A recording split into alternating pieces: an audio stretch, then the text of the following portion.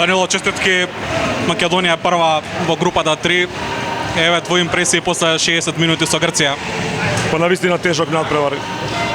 Салата беше одлично подготвена, се слагам да, но навистина беше многу тешко, многу топло беше салата, многу беше тешко да се игра.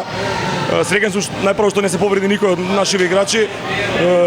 Мислам дека одиграме еден коректен надпревар. Знам дека не бевме многу сјајни, но мора да се земе во обзир дека ова сепак е еден последен надпревар во една тешка исцрпувачка сезона за повеќето од играчите.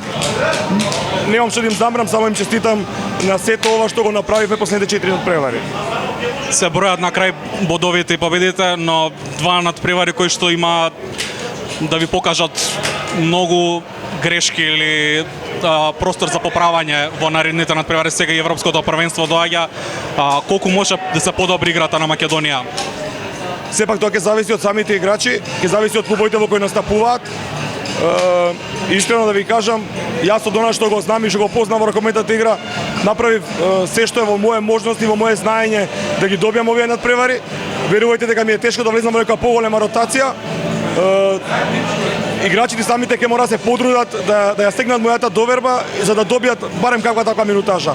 Јас од она што го можам да го видам кратко на тренинзите, колку сме кратко заедно, навистина ми е тешко да им дам некоја поголема улога, позначајна улога во нашиот тим како во одбраната, така и во нападот.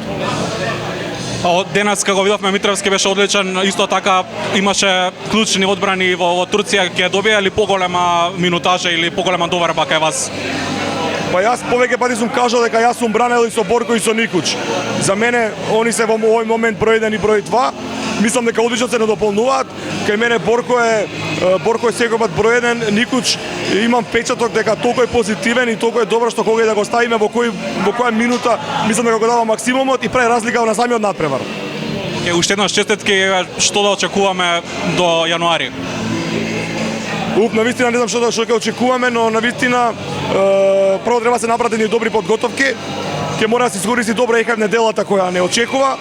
Се надевам дека или ќе учествуваме или ќе организираме некој турнир, каде што би можеле повторно да одиграме некој надпревари.